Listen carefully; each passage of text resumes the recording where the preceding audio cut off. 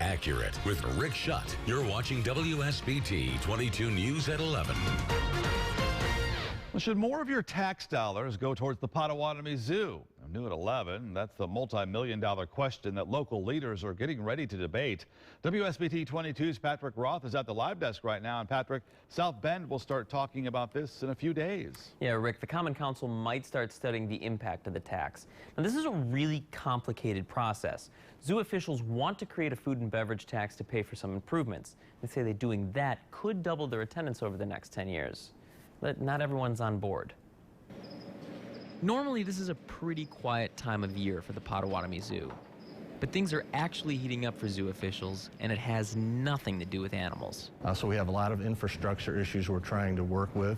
We have developed a master plan using nationally recognized experts in conjunction with the city of South Bend to help build those improvements. So the zoo is proposing a food and beverage tax to pay for specific improvements at the Potawatomi Zoo. We think the zoo is a great local attraction, but we think any tax that's generated just for one attraction isn't a good tax. Right now, the zoo is asking the St. Joseph County Council, the Mishawaka and South Bend councils to at least study a potential food and beverage tax.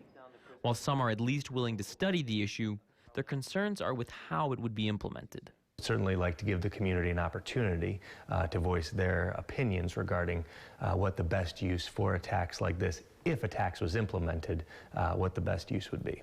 Making a kind of a short-term decision, I'll call it, with funding only the zoo could have longer-term implications when others are struggling in future years and says, well, you did it for the zoo, why don't you do it for us?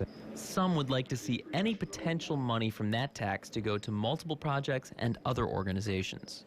That is not our objective. We have done the work for the zoo in order to be in a position to utilize these tax funds for very definite purposes. Zoo officials are looking to bring in about $22 million in taxes. South Bend Common Council will consider a resolution on this on Monday, but we should point out that would only allow the council to study the possibility of a tax. It's still very early in this process, and there are several more hoops for this to get through before there's any tax that's actually raised.